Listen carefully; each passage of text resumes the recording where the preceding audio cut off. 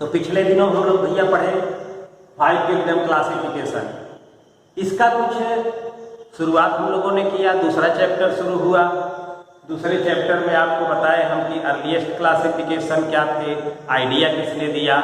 उसके बाद दूसरा ये बताया कि जो दूसरे नंबर पे 2 किंगडम क्लासिफिकेशन आया उसका कुछ मेरिट और डिमेरिट आपको बताया। इसके बाद जो आज माने जाने वाले क्लासिफिकेशन है followed by A number of biology, वो आज जो फॉलोइंग क्लासिफिकेशन है वो 5 किंगडम क्लासिफिकेशन है।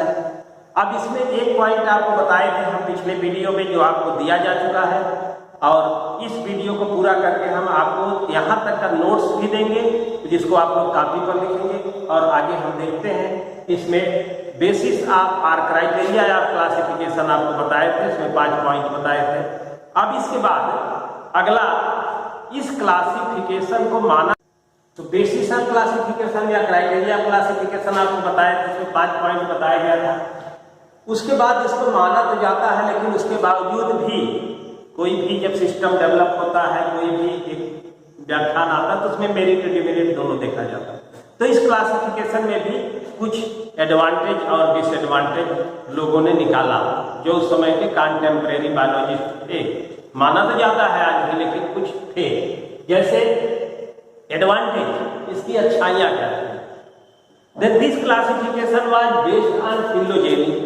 फिलोजेनी आपको बताया था कि एंसेस्ट्रल रिलेशनशिप होता है। एंसेस्ट्रल रिलेशनशिप देख करके हम 4 ग्रुप के एनिमल्स को देखेंगे, कहेंगे कि इनका ओरिजिन कोई पॉइंट एक ही, तो उसको बोलते हैं फिलोजेनी। तो पहला तो अच्छी बात यह है कि ये फिलोजेनी को भी ध्यान में रखा गया इस क्लासिफिकेशन में। दूसरा कहा गया कि this classification visualising the simple character and move toward the complex character. पहले सरल से जटिल की ओर जाता है क्लासिफिकेशन। जैसे आपको जो किंगडम मोनेरा का नाम बताया गया, वहां से और एनिमैलिया में जाएंगे तो एनिमैलिया बहुत और कॉम्प्लेक्स ऑर्गेनिज्म और मोनेरा में वेरी सिंपल ऑर्गेनिज्म।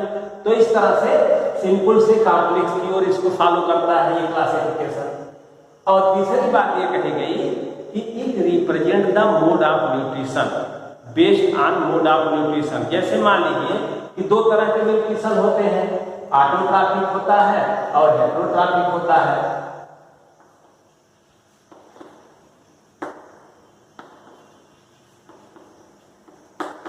तो अब 2 तरह का न्यूट्रिशन जब बेसिस उसका मान लिया गया तो ये है कि ऑटोट्रॉफिक एक तरफ कर दिए जाएंगे, हेटेरोट्रॉफिक एक तरफ कर दिया जाएगा। This is it shows the clear demarcation between the 2 group of organism, some belong to the autotrophic nutrition and some belong to heterotrophic nutrition। तो एक अच्छाई दूसरी इसमें ये है। तीसरा कहा गया है प्रोकैरियोटिक और यूकैरियोटिक का एक कंप्लीट सेपरेशन। प्रोकैरियोटिक सेल आपको बताया था सिंपल सेल होती है, मेम्ब्रेन बाउंड ऑर्गेनेल्स इसमें नहीं पाए जाते हैं, कंप्लीट न्यूक्लियस नहीं पाया जाता। ऐसे ऑर्गेनिज्म प्लस ऐसे ऑर्गेनिज्म जिनके अंदर वेल डेवलप्ड न्यूक्लियस है, न्यूक्लियर मेम्ब्रेन है, मेम्ब्रेन बाउंड ऑर्गेनेल्स है, तो उनको अलग रखा गया। तो यहाँ पर क्लियर सेपरेशन कर दिया गया कि प्रोकैरियोटिक ऑर्गेनिज्म को एक तरफ कर दिया गया और यूकैरियोटिक ऑर्गेनिज्म को एक तरफ कर दिया गया। तो ये आपका अगला पॉइंट हो गया। तीसरा separation of non photosynthetic and photosynthetic, ये बहुत क्लियर हो गया। जो न्यूट्रिशन के बेस पे था फोटोसिंथेटिक जो होते हैं ऑटोट्रॉफ होते हैं, और जो नॉन फोटोसिंथेटिक होंगे वो हेटेरोट्रॉफ होंगे। तो इसमें फोटोसिंथेसिस करने वाले ऑर्गेनिज्म को अलग ग्रुप में रखा गया और जो फोटोसिंथेसिस नहीं करने वाले यानी हेटेरोट्रॉफ थे उनको अलग ग्रुप में रखा गया। तो इस तरह से क्लियर सेपरेशन हो गया, इसलिए क्लासिफिकेशन एडवांस टाइप का माना जाता है। तो ये ऐसे 3-4 पॉइंट 5 पॉइंट इनके हैं जो इनके एडवांस कैरेक्टर को या इसकी मेरिट को शो करते हैं। फिर दूसरी बात कही गई कि जिसका मेरिट होता है उसका डिमेरिट भी होता है। तो उस डिमेरिट को शो करने के लिए भी कुछ पॉइंट दिए गए। उसमें ये कहा गया कि small organism placed in fungi and Monera kingdom, जो सबसे छोटे ऑर्गेनिज्म थे उनको रखना चाहिए कहाँ, प्रोटिस्टा या मोनेरा में रखा जाना चाहिए। लेकिन ऐसे बहुत सारे स्मॉल ऑर्गेनिज्म हैं जो रखे गए मोनेरा और फंजाई में, और लार्जर एनिमल सीधे प्लांटी और एनिमैलिया में रख दिए गए। और वहाँ भी थोड़ा सा कमी आती है कि कुछ यूनिसेलुलर ऑर्गेनिज्म वहाँ पर भी है। दूसरा पॉइंट कहा गया कि animal protozoans are not placed in animalia kingdom. जो एनिमल प्रोटोजोअन्स थे सिंपल बॉडी डिजाइन वाले, उनको प्रोटिस्टा किंगडम में रख दिया गया। जो प्रोटोजोआ एक ग्रुप है, उसके जो ऑर्गेनिज्म थे जैसे अमीबा है, पैरामीशियम है, वो सब एनिमलिया किंगडम में नहीं रखे गए, उनको रख दिया गया प्रोटिस्टा किंगडम में। तो एक कमी ये रह गई। और अगला पॉइंट कहा गया ईस्ट। ईस्ट के बारे में आप लोग सुने होंगे, एक यूनिसेलुलर फंजाई होता है, तो इसको रखना चाहिए। जो सेल के कैरेक्टर लिया गया कि eukaryotic with complete nucleus and unicellular, दोनों कैरेक्टर मिलते हैं, तो उसको आपने प्रोटिस्टा में क्यों नहीं रखा? उसको रखना चाहिए प्रोटिस्टा में। तो कहाँ प्लेस किया गया? फंजाई किंगडम में, एस्कोमाइसिस क्लास में फंजाई में प्लेस कर दिया गया ईस्ट को। इसलिए ये कहा गया डिमेरिट या डिसएडवांटेज में कि इसकी पोजीशन गलत है, इसको प्रोटिस्टा में रखना चाहिए था। और इसी तरह से सेम ऐसा है फोटोसिंथेसिस या क्लोरोफिलस प्लांट्स है, क्लोरेला है, क्लेमाइडोमोनास है, ये यूनिसेलुलर है, यूकैरियोटिक है, लेकिन इनको प्रोटिस्टा में न रख करके प्लांटिक किंगडम में रखा गया। तो ये हो गया इनका डिमेरिट्स। अब इनमें कौन लोग हैं, कौन ग्रुप है, उसके बारे में हम आपको उसका अध्ययन किया जाए। तो पहला किंगडम हुआ है आपका मोनेरा। 5 किंगडम आपको बताए थे, मोनेरा, प्रोटिस्टा, फंजाई, प्लांटी और एनिमलिया। उसमें से पहला किंगडम हम लेते हैं मोनेरा। अब इनके कुछ जनरल कैरेक्टरिस्टिक्स, सबसे बड़ी बात तो ये होती है कि ऑल प्रोकैरियोटिक,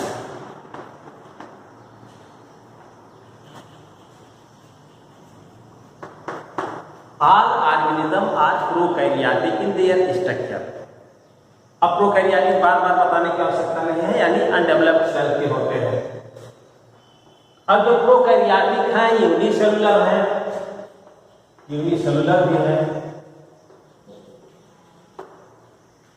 तो प्रोकैरियोटिक है, यूनिसेलुलर है, तो माइक्रोस्कोपिक भी है। माइक्रोस्कोपिक का मतलब that can not observe by naked eye, they observe with the help of microscope. इनको हम माइक्रोस्कोप से देख सकते हैं। अब इसमें कौन कौन ग्रुप है? इसमें बैक्टीरिया है,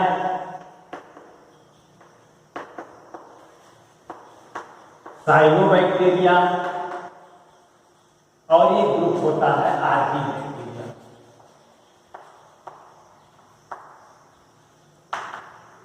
इन दोनों को मिला के कहीं कहीं हम यू बैक्टीरिया भी कहते हैं, ट्रू बैक्टीरिया है।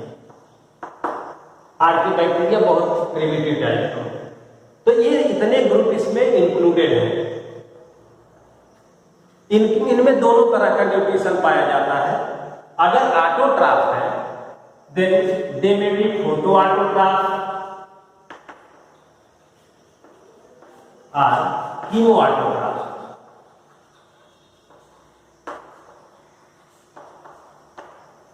अब फोटो ऑटोट्रॉफ क्या है? फोटो ऑटोट्रॉफ में दैट परफॉर्म द फोटोसिंथेसिस। इनके पास पिगमेंट तो नहीं होता क्लोरोफिल, लेकिन क्रोमेटोफोर पाया जाता है, तो ये फोटोसिंथेसिस कर सकते हैं। दूसरे ऐसे होते हैं कि कुछ कंपाउंड्स का ऑक्सीडेशन करते हैं और अपनी एनर्जी प्राप्त करते हैं, जैसे सल्फर बैक्टीरिया, आयरन बैक्टीरिया। ये सब केमिकल रिएक्शन से एनर्जी प्राप्त करते हैं, उनको बोलते हैं कीमो ऑटोट्रॉफ। तो दो तरह के ऑटोट्रॉफ हो सकते हैं, या हेट्रोट्रॉफ होंगे। तो हेट्रोट्रॉफ में क्या होते हैं? पैरासिटिक होते हैं, means they are live as parasite in other organism. Plant में भी होते हैं, एनिमल में भी होते हैं। तो प्लांट में होंगे तो डिजीज काज करते हैं, एनिमल में भी डिजीज काज करते हैं, तो पैरासिटिक नेचर के होते हैं। तो कुछ पैरासाइट होंगे, ये हेट्रोट्रॉफ होंगे। और दूसरी बात, इनका एक और इम्पॉर्टेंट फीचर है, they are act as nitrogen fixer.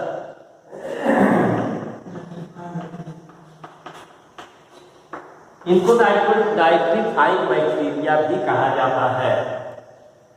अब कुछ ऐसे होते हैं जो सिम्बियाटिकली एक साथ रह करके किसी के साथ, जैसे राइजोबियम का नाम आपने अपने आप की क्लासेस में सुना होगा। तो राइजोबियम क्या है? सिम्बियाटिक नाइट्रोजन फिक्सर है।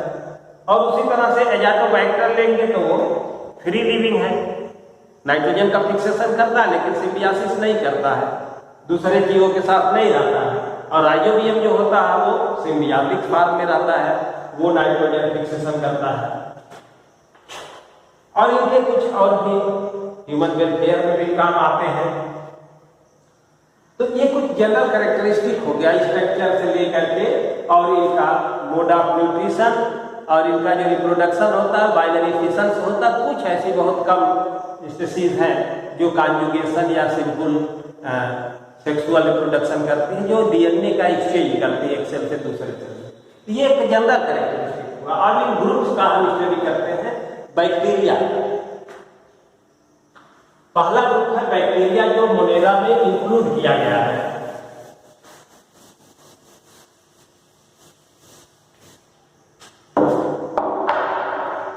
तो सभी बैक्टीरिया क्या है बताए पहले ही, प्रोकैरियोटिक होंगे।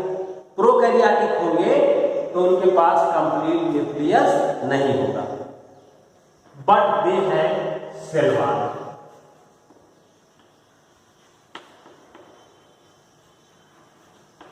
सेल वॉल पाई जाती है। कैसे cell wall? Rigid cell wall पाई जाती है। और किसकी बनी होती है? प्रोटीन और कार्बोहाइड्रेट से मिलकर बनी होती है, इसलिए इसको कहा जाता है पेप्टाइडोग्लाइकान। पेप्टाइडोग्लाइकान की बनी हुई सेल वॉल पाई जाती है जो रिजिड नेचर है।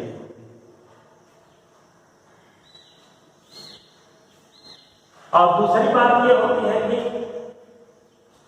इनके अंदर मेम्ब्रेन बाउंड ऑर्गेनेल्स नहीं पाए जाते हैं। और इनका जो शेप और फॉर्म होता है वो अलग अलग होता है। उसको हम अलग अलग आपको बोलेंगे कि form and shape of bacteria. 4 प्रकार की बैक्टीरिया होते हैं।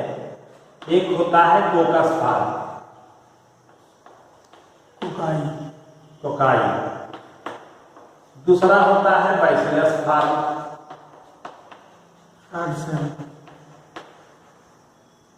तीसरा होता है विब्रियो, और चौथा होता है स्पाइरलम।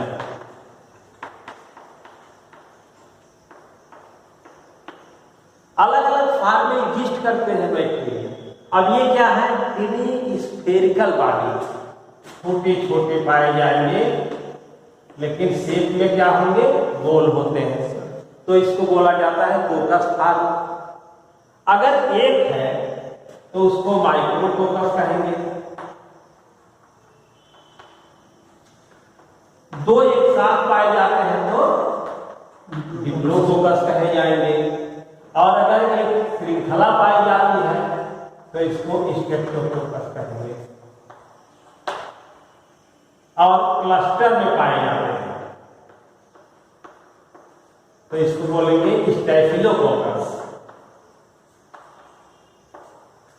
तो 4 शेप हो गया कोकस फॉर्म में, माइक्रोकोकस, डिप्लोकोकस, स्टेप्टोकोकस और स्टैफिलोकोकस। दूसरा बैसिलस फॉर्म, ये राड शेप कहलाते हैं, ऐसे लंबे लंबे होते हैं। तो इनको सिंपली बैसिलस से कहा जाता है। अगर 2 एक साथ है तो डिप्लोबैसिलस कहेंगे, और चेन में है तो वही टर्म यूज किया जाता है स्टेप्टोबैसिलस। विब्रियो जो होता है कर्व शेप होता है, कामा शेप, जैसे हम लोग कामा लगाते हैं। तो ये कामा शेप बैक्टीरिया होते हैं। जैसे एग्जाम्पल कामा है इसका विब्रियो कोलेरी। विब्रियो कोलेरी एक बैक्टीरिया जो कॉलरा डिजीज काज करता है। And flagella is present at one and, एक तरफ इसके फ्लैजिला भी पाया जाता है। फ्लैजिला क्या होता है? हेयर लाइक स्ट्रक्चर होता है दैट हेल्प इन मूवमेंट, उसका लोकोमोटरी ऑर्गन है।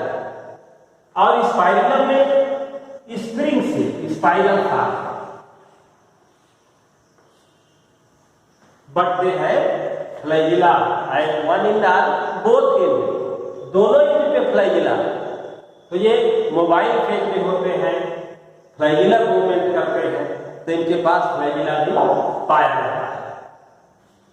ये 4 सेट हो गए, इनको आप नोट्स दिया जाएगा, डायग्राम आप बुक से बनाएंगे अपनी कॉपी पर। डायग्राम नहीं देंगे हम, आपका काम रहेगा डायग्राम खोज करके बनाना और उनका नाम लिखना। अगला है बैक्टीरिया। हमने बताया कि साइनोबैक्टीरिया और यू बैक्टीरिया दोनों थोड़ा डेवलप बैक्टीरिया होते हैं, तो उसको हम यू बैक्टीरिया, यू का मतलब होता है ट्रू, यू बैक्टीरिया कहलाते हैं। और वही बैक्टीरिया इनके पास ऑर्गेनाइज्ड न्यूक्लियस नहीं होता है, मेम्ब्रेन बाउंड ऑर्गेनेल्स नहीं होते हैं। अब इसमें कुछ ऐसे होते हैं जो नाइट्रोजन फिक्सर का काम करते हैं। साइनोबैक्टीरिया भी वो काम करता है, बैक्टीरिया भी वो काम करता है। साइनोबैक्टीरिया में नाइट्रोजन फिक्सेशन के लिए एक स्पेशल सेल पाई जाती है जिसको हम बोलते हैं हेटेरोसिस्ट, जैसे एना बेना, नोस्टो, ये सब साइनोबैक्टीरिया है या ब्लू ग्रीन एल्गी कहलाते हैं। ये सब ब्लू ग्रीन एल्गी कहलाते हैं और ये नाइट्रोजन का फिक्सेशन करते हैं। और कुछ बैक्टीरिया जो होते हैं वो भी नाइट्रोजन का फिक्सेशन करते हैं, जैसे नाम आपको बताया राइजोबियम, ये सिम्बियाटिक होता है। सिम्बियाटिक का मतलब कि 2 organism live together and both are beneficial to each other. एक साथ रहते हैं और दोनों एक दूसरे को लाभ पहुंचाते हैं। तो इसमें भी लिग्यूमिनस प्लांट या ये दाल वाले पौधों की जड़ें होती हैं, उसमें बैक्टीरिया पाया जाता है, वो एटमॉस्फेरिक नाइट्रोजन को नाइट्रोजन के कंपाउंड में बदल देता है, तो ये सिम्बियाटिक नाइट्रोजन फिक्सेशन हो जाता है। और इसी तरह से कुछ ऐसे होते हैं जो फ्री लिविंग होते हैं, जैसे हमने एजाटोबैक्टर का नाम बताया। अब दूसरी चीज ये बताते हैं आपको कि पैरासिटिक बैक्टीरिया, कुछ बैक्टीरिया होते हैं जो पैरासाइट होते हैं।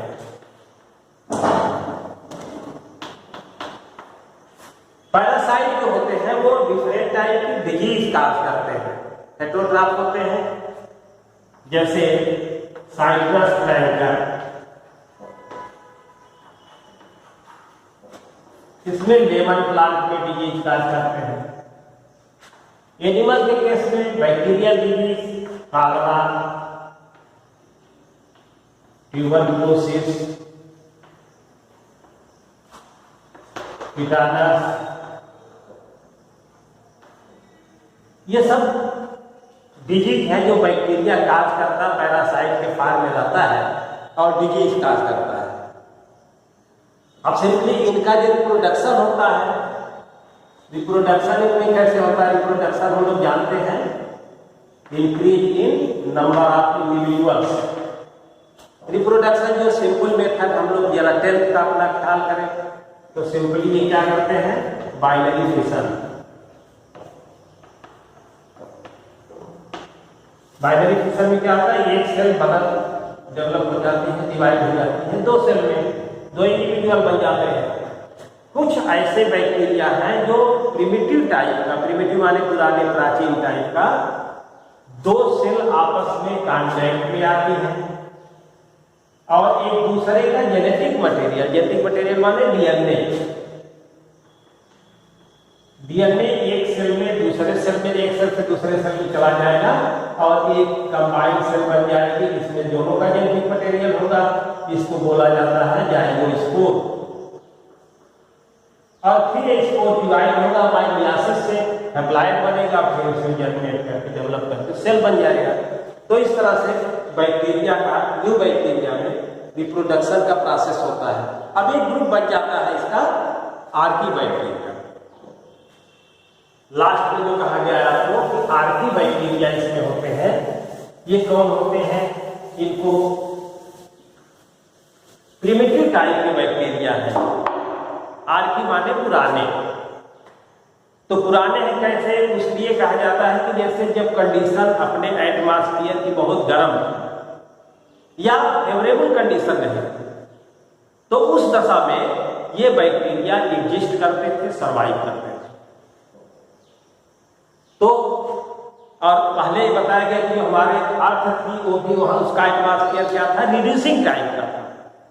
रिड्यूसिंग टाइप का मतलब ऑक्सीजन रहता तो ऑक्सीडाइजिंग टाइप का था, ऑक्सीजन नहीं है तो रिड्यूसिंग टाइप का है, तो ऑक्सीजन नहीं था, लेकिन ये सर्वाइव करते थे। तो ये आर्की बैक्टीरिया जो होते हैं ये अनेरोबिक होते हैं।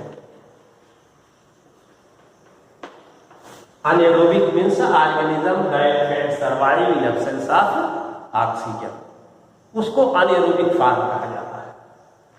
तो सभी अनेरोबिक होते हैं और हाई टेम्परेचर यानी एक्सट्रीम कंडीशन में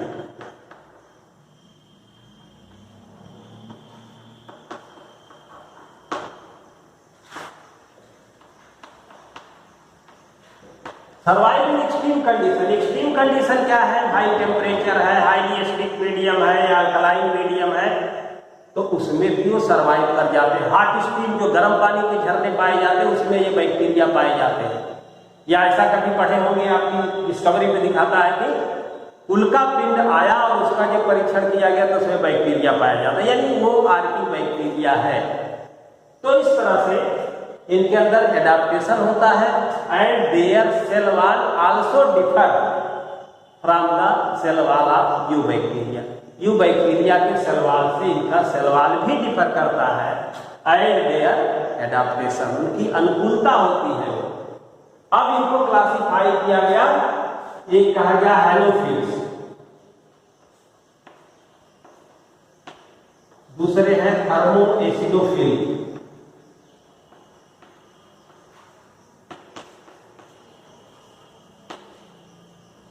तीसरे हैं मिथेनोजेन। ये 3 ग्रुप होता है आर्की बैक्टीरिया का। हैलोफिल्स क्या होते हैं, they are present in salty environment, जहां साल्ट ज्यादा पाए जाते हैं वहां खारे में पाए जाते हैं, इस तरह से। थर्मोएसिडोफिल हाई टेम्परेचर, एसिडिक मीडियम, इसमें सर्वाइव कर सकते हैं। और तीसरा ग्रुप है जो मार्सी प्लेस पे पाया जाता है, दलदली स्थानों पे पाया जाता है, उसको बोलते हैं मिथेनोजेंस। मिथेनोजेंस एक तो मार्सी प्लेस पे पाए जाते हैं, दूसरा जो रूमिनेंट एनिमल्स होते हैं। रूमिनेंट एनिमल का मतलब होता है जुगाली करने वाले एनिमल, गाय भैंस जैसे, उनके स्टमक में 4 चैम्बर पाया जाता है, उसमें एक चैम्बर रूमेन का नाम है, इसलिए उनका नाम रूमिनेंट कर दिया है। तो रूमिनेंट एनिमल के एलिमेंट्री कैनाल में उनके आहार नली में पाए जाते हैं और उसमें वो सेलुलोज के डाइजेशन के समय वो क्या करते हैं, मिथेन गैस प्रोड्यूस करते हैं और उनका जो एक्सक्रीटा होता है उसमें प्रेजेंट होते हैं, उसको हम यूज करते हैं और अपने प्लांट में लगा करके उसको बायोगैस प्रोड्यूस करते हैं, जो डिफरेंट पर्पज के लिए यूज किया जाता है।